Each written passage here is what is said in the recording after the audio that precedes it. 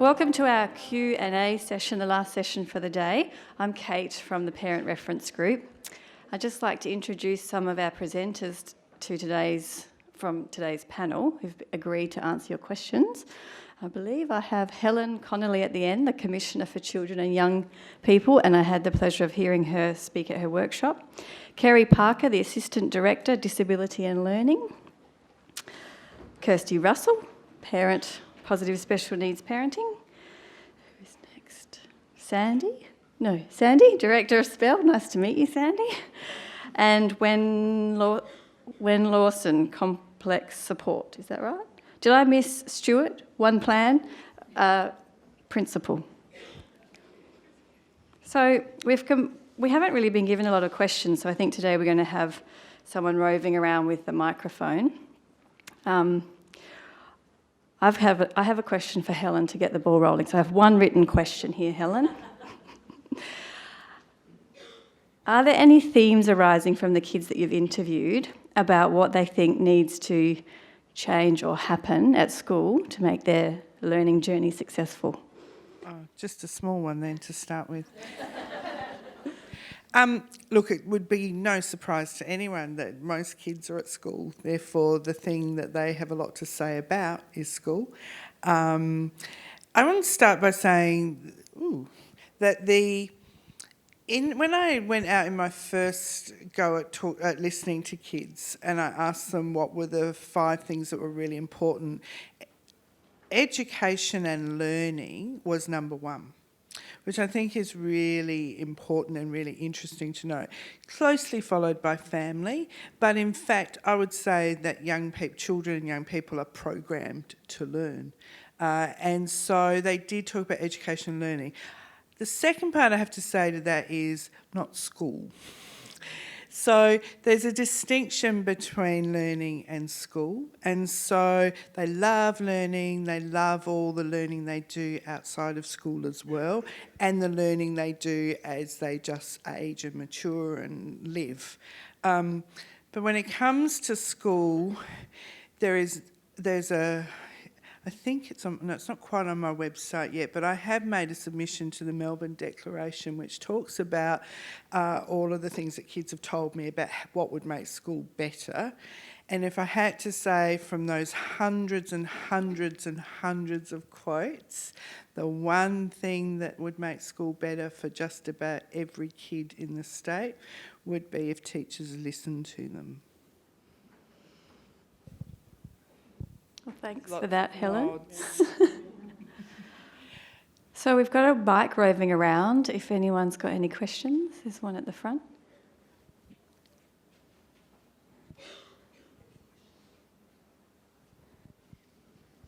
I'd just like to know what safeguards there are for children with disability if they're in a school where the leadership or the principal or whatever doesn't believe in inclusion and does believe in exclusion, and how do you safeguard those kids from each individual school's thoughts on how they should be dealt with?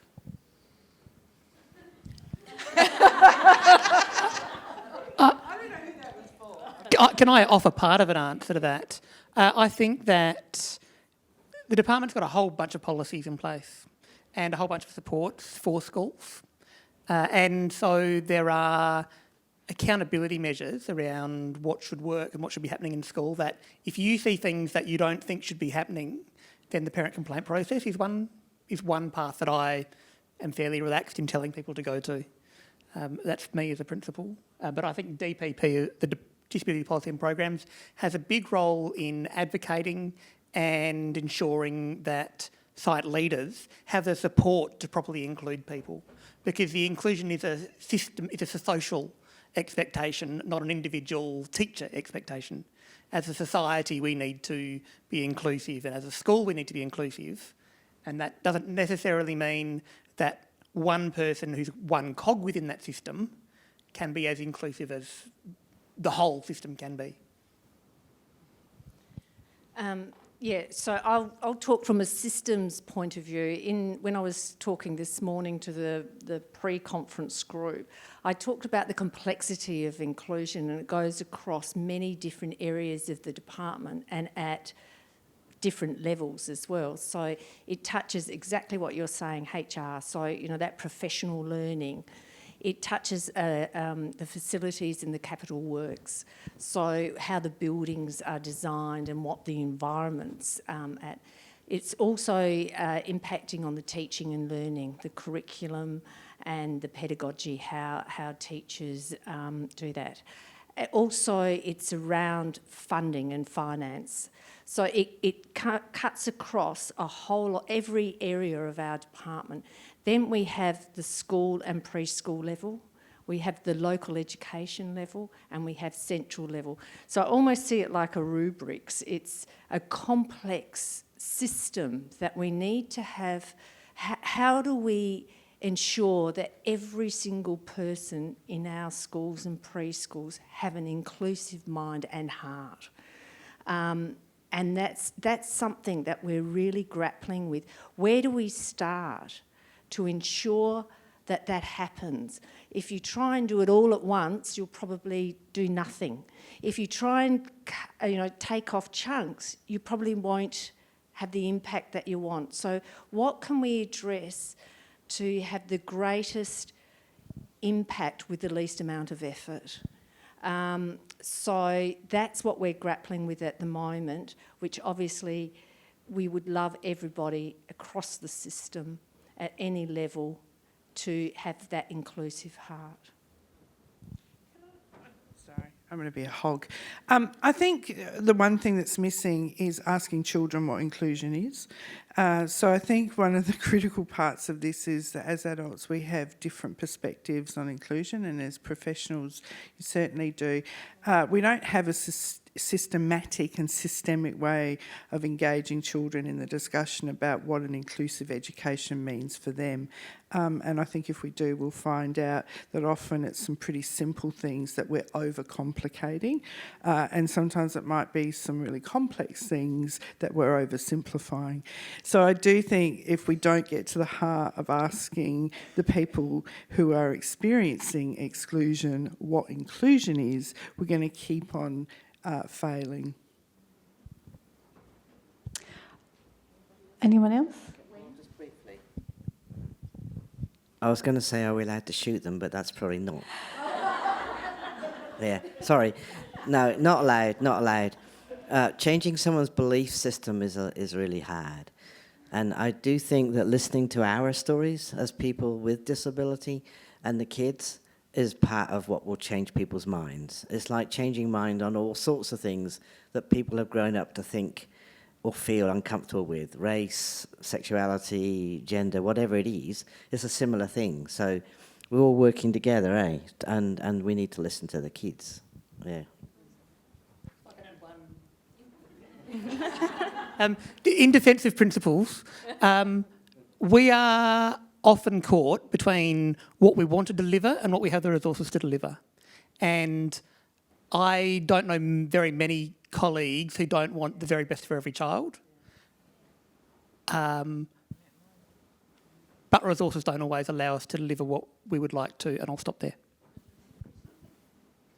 I was just going to say that I'm at the moment putting together some training. I want to go and do professional development for teachers in New South Wales about relating to us as parents and how to have better relationships. And part of that, and what I'm going to be doing, is I'm concentrating at the principal and the leader level, because that's where it starts from. So I think that, I'm not dumping on you because I'm not, but I think the examples I've seen of schools where they've had an inclusive head, and that seems to siphon down, because all of the policies, the procedures, the culture, what they do, how they do it, everyday life is then informed by that same thought process. So I think that's another really important thing. So it's got to be looking at sort of the principals and leaders of the schools and making sure that they have an inclusive heart, but also that they have the ability to then tackle people who don't, because that's the issue. We've just had to talk about difficult conversations. That's the same thing when it comes to schools, obviously dealing with the different mindsets. Okay, I have another question here. This one might be for you, Wen. It says, how do you teach trust and prevent autistic people being exploited, whether that's in school or the workplace? Oh boy. I'm really not sure. I only know that a bit like the previous conversation, it starts by modelling and working through the system, and by over and over doing something with an individual that builds continuity of relationship and trust. Relationship's the bottom line, I think, really. If you don't have a trustworthy relationship, there's not a lot you can do. So it's really hard, and as autistic people, we find it really hard to believe people because they lie to you all the time.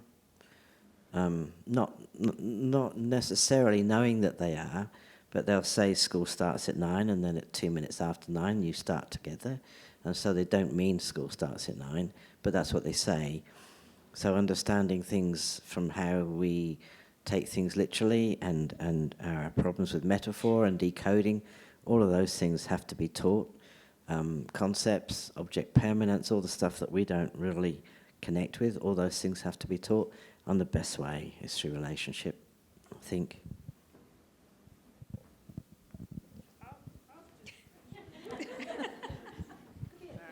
I've got a lot to say, don't I? I've just done a series of conversations with kids on what's trust. It's really interesting, and who they trust and why they trust, and what makes organisations in particular trustworthy.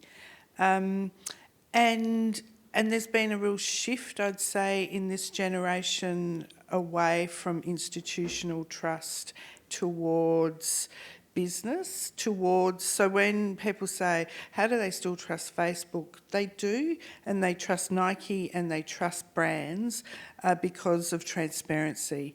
So if we want to develop trust in our young people, in our institutions, then we have to be open and transparent with them.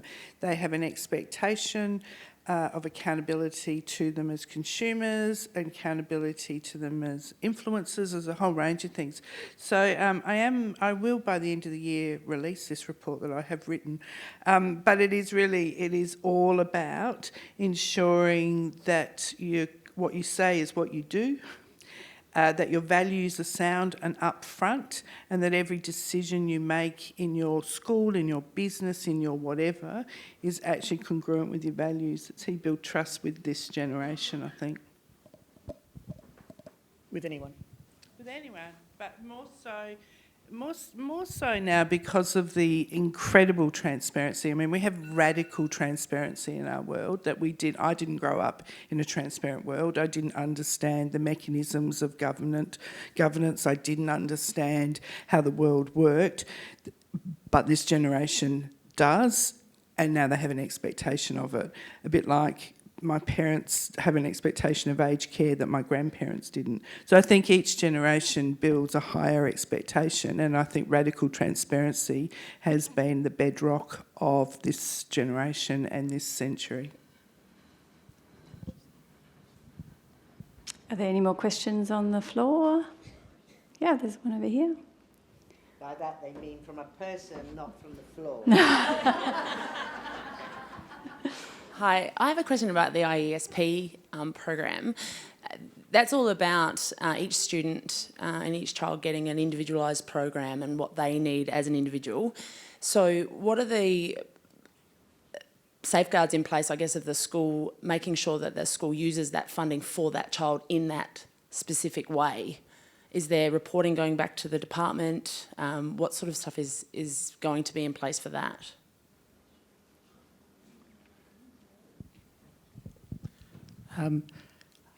Having worked as a principal under the previous funding system for 10 years, and now sitting in Flinders Street and a few tables over from the people who are doing the IESP stuff, I think there is a lot more accountability now than there used to be. The one plan will talk about the supports that are in place, and it'll go into frequency, duration, intensity, and so I think there's more accountability now than there used to be. As a parent, when the report comes back, or what level, so 1 to 9, if the child gets, the information coming to the parent would quite transparent on what a 1 versus a 5 means, so that the parent can go to the school if they don't think that what's being delivered there is that level they understand, then they've got somewhere to go to sort of say, well, so that they understand that that level is going to be what's delivered. Within the school, Either or, what's there? I don't know if there's an external mechanism, Okay. but it'd be the normal parent feedback processes, I think. Yep. Thanks. I don't think.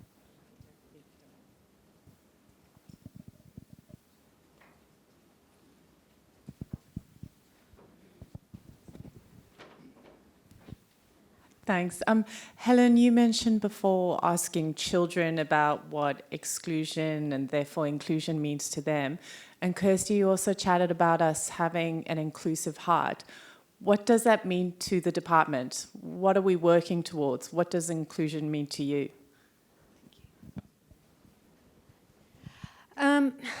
I think it means that the children and young people are learning alongside their same aged peers.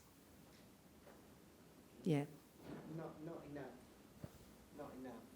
No, it's not happening enough now? No. Sorry, that's a basic concept, but it's not enough, because learning us alongside our peers will mean all sorts of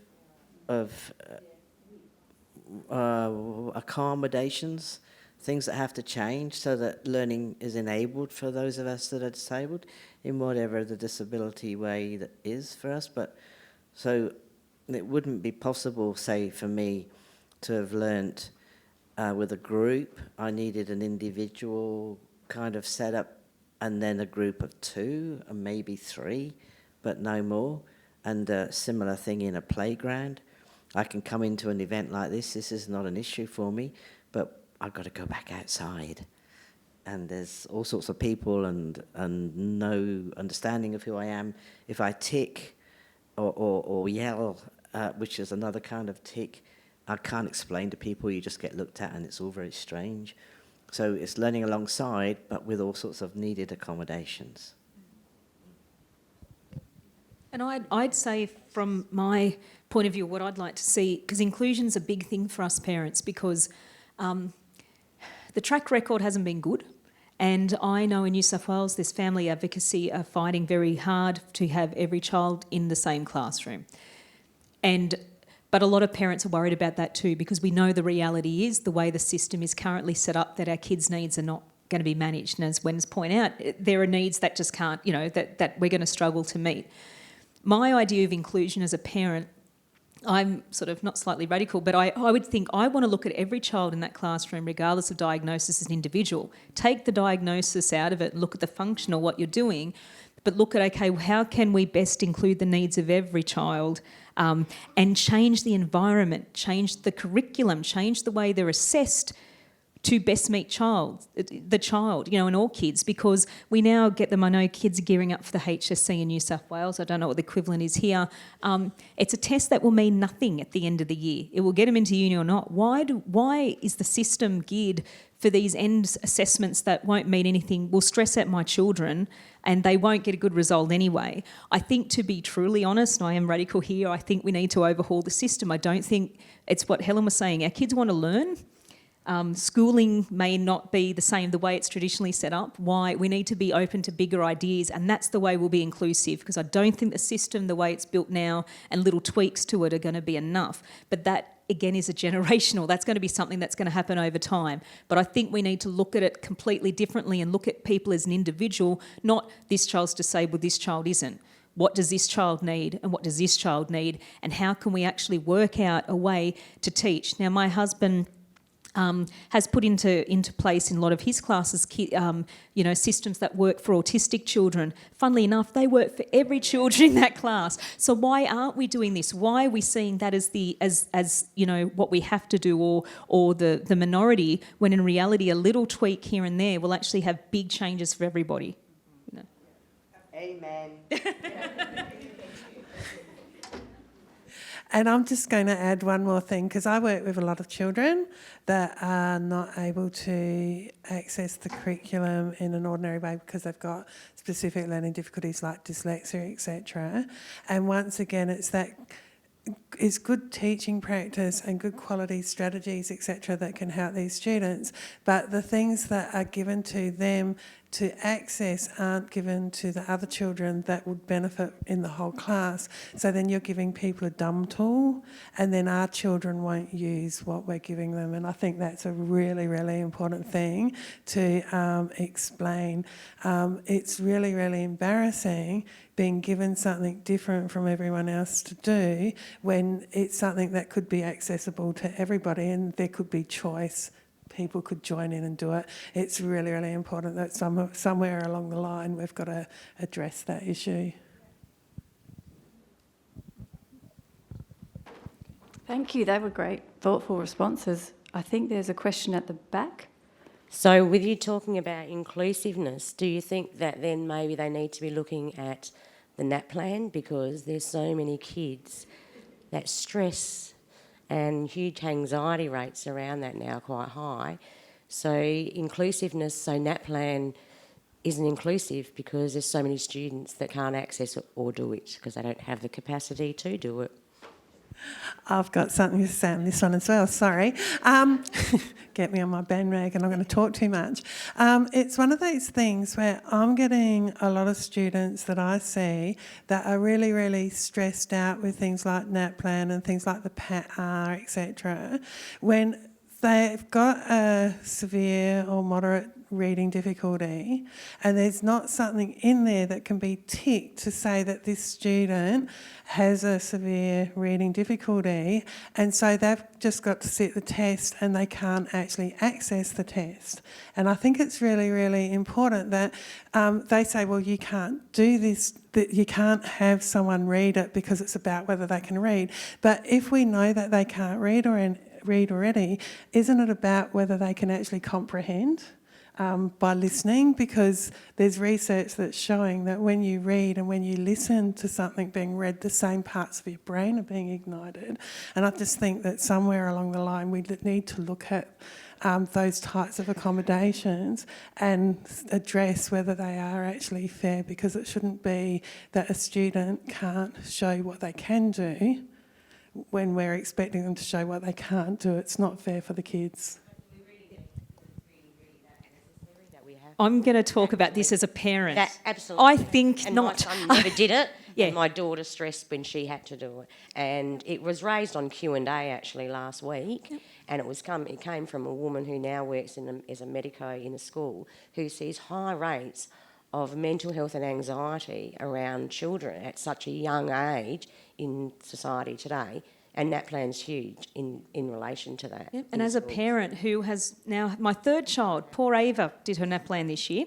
And it was the first time I didn't have to wrangle for special provisions and things, because it's not just what your child goes through. My son he soiled himself the first time he did NAP plan. He was so stressed about it. He's been able to have provisions, but in the end, what is the purpose of NAP plan?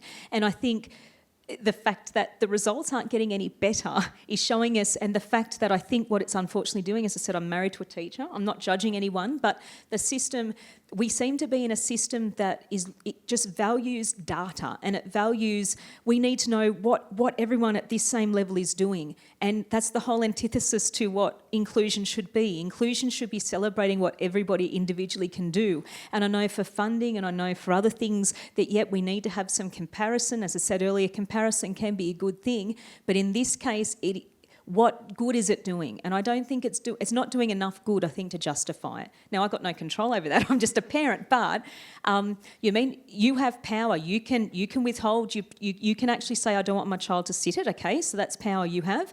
I choose my kids to sit it because I want that overall. Xander just did his year 9, so he's got 4 years of data now, and it's actually showing me certain things. Showed me some interesting things. His reading comprehension went down because it's his autistic brain, the way he's thinking, the way the questions were asked, it's not showing him. So it actually gave me some ideas and clues on how I can go to the school to say, okay, let's have a look at how we adjust, how we're learning to help him to better comprehend. So we can do that, but that takes extra effort and extra pain and everything on our behalf, because it's just adding hassle to us, because we're the ones that have to go to the school and ask for the provisions and fight for all that and deal with our kids on the day when they're stressed out. So I personally don't see value in it, but I think it's going to take some time for that to come from the top, unfortunately. But I'm hoping it's going to happen soon, because the latest results weren't good, I don't think, from what I understand. So, yeah.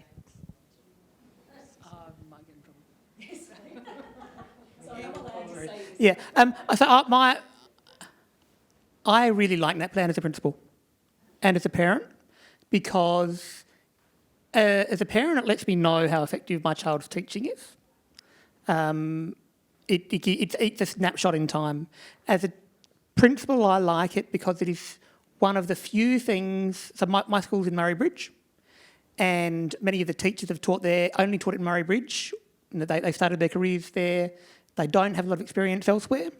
It is really, I think, powerful to see how come kids in Sydney, the average kid is getting this, but kids in Murray Bridge are getting here. Because the kids in Murray Bridge aren't dumber. They're not less able. There's no reason why. But when we put the two things next to each other, we see one system tends to be getting better results than another system. And I think that's an interesting conversation to look at for us as teachers, to look at what are they doing differently to get their results? What are we doing differently to get our results? And what's the cohort difference that helps to explain it? Because sometimes we explain our results by going, oh, well, our kids are different to their kids. And that's true. Our kids are different to their kids. But they're not that different. Yeah, so it's... I've in my schools, I've never made NAPLAN a big deal. I don't think it's a huge... it's a school measure for me. It's how well is the school doing, not how well are the kids doing. So I'm not used to seeing kids who are stressing over it. If my kids turn up on the day, I'm happy. It's a lot of it is about how it's sold in the school, and certainly in some schools, NAPLAN is you've got to get your high NAPLAN so you can get into your selective high school so that your life isn't ruined. And that's about us as a society, not necessarily about NAPLAN. NAPLAN could be improved, though, I think. I think the hard thing as well with NAPLAN, though, I had two boys that we had exempted from NAPLAN. We got the form sent back to us. Can you just repeat the question? Sorry, now you have the microphone. So with the NAPLAN, my two boys I had exempted from doing NAPLAN. We still received the forms back. And on the forms it actually said your child was exempted, therefore they have failed. Yep. That's... Yes, NAPLAN could be done better. Much better. Part of that is to stop schools from gaming the system. So one reason why the ACARA says exempted equals not meeting the minimum standard is so that schools can't exempt a bunch of kids who might then drag their averages down. Because some schools do play games for their marketing and they promote their 89 median ATAR or whatever it is. And I think that's behind some of that thinking, but I agree it could be done better. Yes, I completely agree. I love the diversity of thought and the engagement. That's great. I think I saw a hand up over here.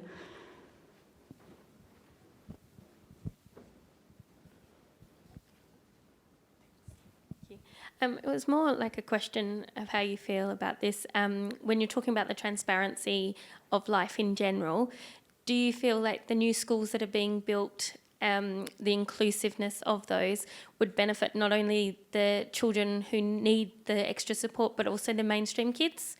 I have 3 children, my middle child being on the spectrum, and I think his sisters benefit so much from learning from him, not just the other way round.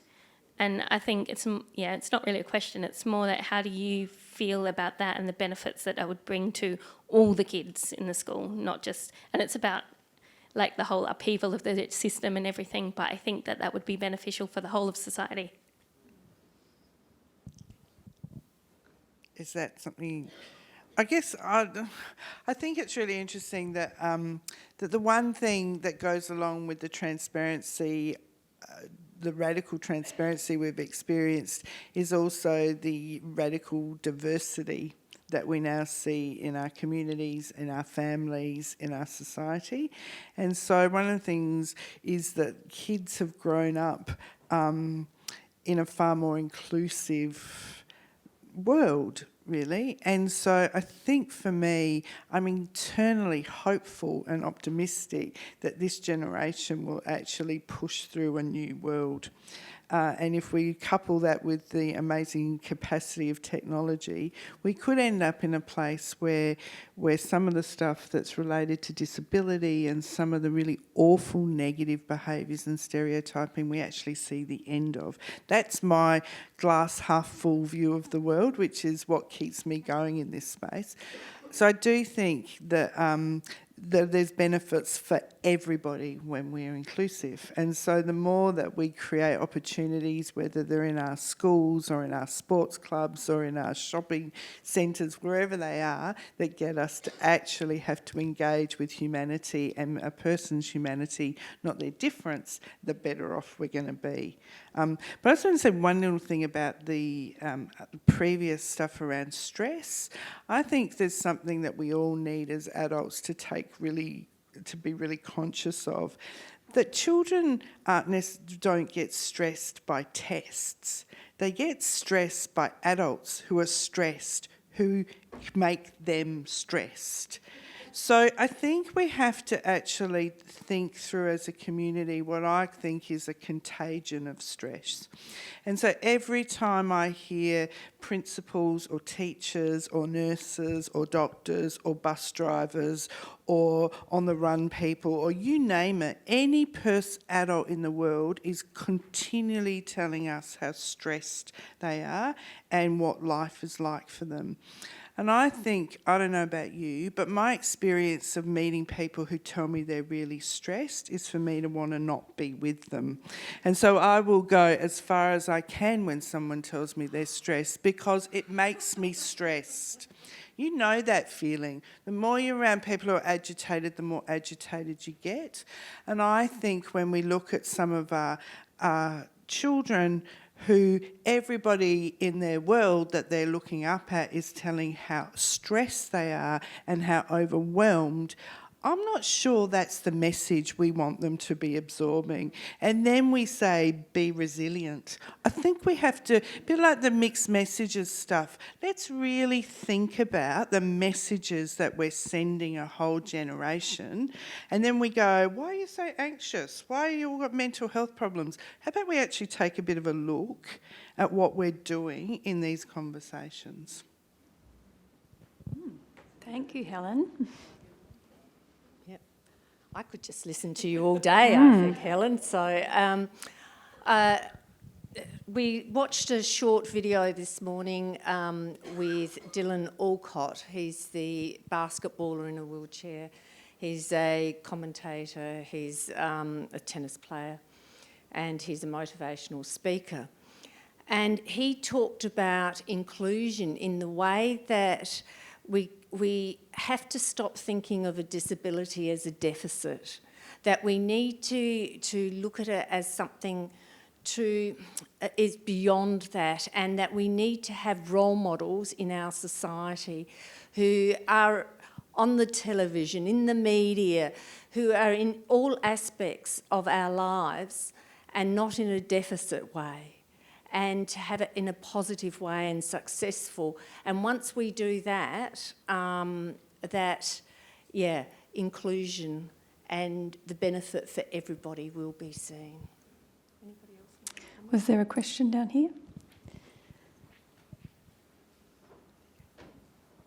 Speaking of inclusion and accessibility through the schools is great, but accessibility also starts on getting the children to and from school.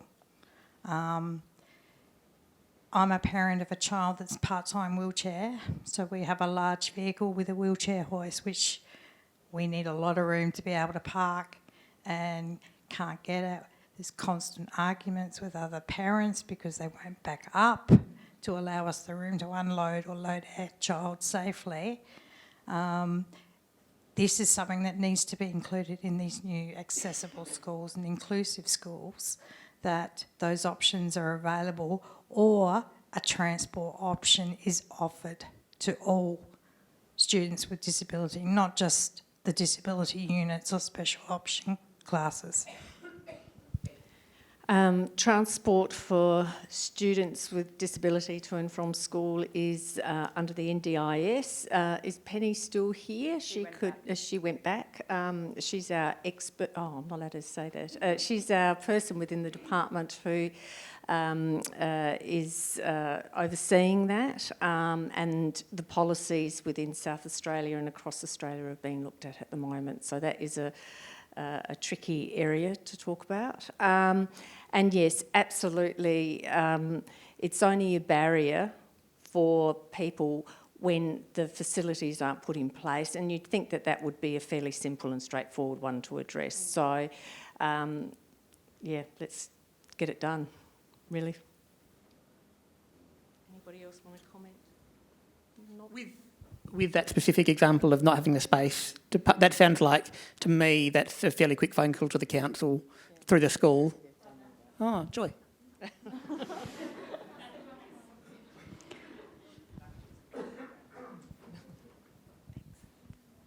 This is in regards to is it One Child, One Plan?